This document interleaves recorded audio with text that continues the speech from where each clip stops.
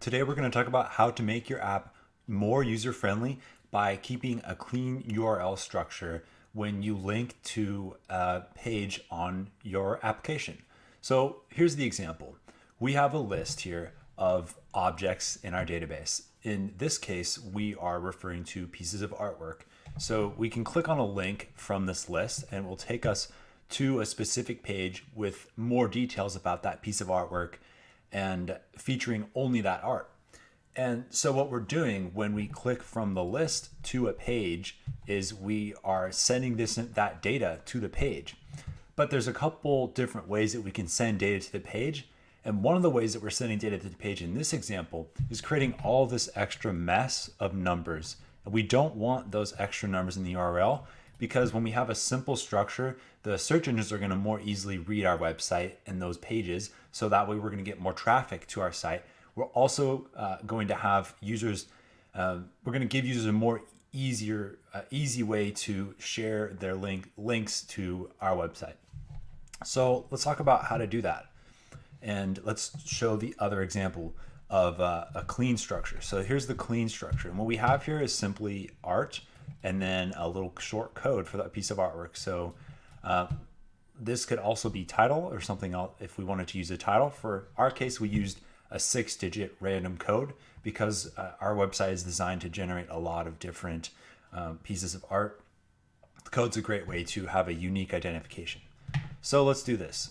First of all, you want to make sure that on some page of your application, you have a list of information via repeating group. As you can see, we're searching for arts, pieces of artwork.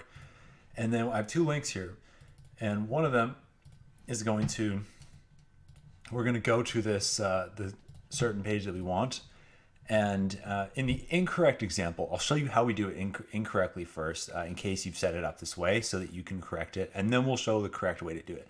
First of all, the incorrect way to do it is to create your artwork page. And I believe art 2 is the incorrect one. Let me double check here. Whoops. Yes, this is incorrect. So the incorrect way to do it is to load up the page that you're going to have featuring only that specific object, and then put the type of content to be that object and a field for readable URL to be title. So you might intuitively think that when you're setting up a page and this page is only for artwork, where you're going to think, oh, well, the type of content must be art on this page. And then, field for readable URL. Well, if we just put the title, then it's just going to show the title in the URL, correct? But that's actually not correct. It's showing those extra numbers.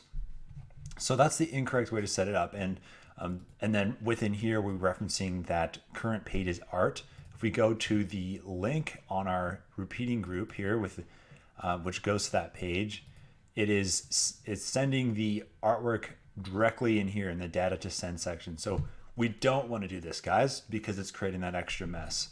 So the easier and more simple way to do it is to link to the specific page, and then we want to don't want to mess around with anything in this data to send section, and we want to check send more parameters to the page. Define a key for the parameter. Now this doesn't matter; it just has to be consistent with something else I'm about to show you. So you could make this whatever you want. I recommend if you use the object title because it's easy to reference. So for example, we have a piece of artwork, so I use this key, ART, lowercase, and then set that equal to current sales arts, and then use some identifier, which could be in the form of text, which could be title or ID. And once you've done that, then you want to go back to the art page, and so look at the art page itself, right, where you're referencing that specific object on this page.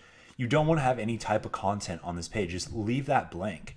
And then what you want to do is within a group on the page, a big group that's containing all the information, you want to search for the particular piece of artwork and then tell our app to get it directly from the URL in here. So search for the arts, and then here's where we want to remember what piece of information we used related to that object. So for us, it was an ID. So we sent an ID via URL. Therefore, we're going to look for an ID. And the next thing we're doing here is we said, well, okay, once we've done that, so say we're going to look for an ID, right? To add new constraint, ID is equal to, go down to all the way down here to get data from page URL. select that.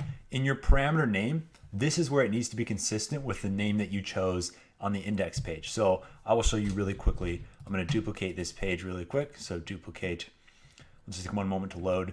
And we're going to go back to index really quick and go to page art. So see, send parameter to the page, right? So art was the key. So we just need to make sure that the parameter name that we put in here is also art, or whatever you decided to call this parameter. And then we just want to say get art from page URL. And remember, we're looking for the ID because we sent the ID. And then we say there's only going to be one match if we've chosen a text field that's unique to this particular piece of data, this particular object in our program. Then we just say search for arts, first item, and then that's going to appear there. I'm not going to do that twice, just once. And now we have a nice clean structure like we're looking at in this example here without the extra numbers. So that's it, guys. A really short tutorial today. I recommend you always set up your URLs this way. And it's just one more fine detail that makes a difference in having a user-friendly experience and a clean experience in your application. Your clients will likely also appreciate these details that you pay attention to and you optimize. So great job today, guys. I hope you learned a lot and you're on your track to becoming an awesome Bubble developer.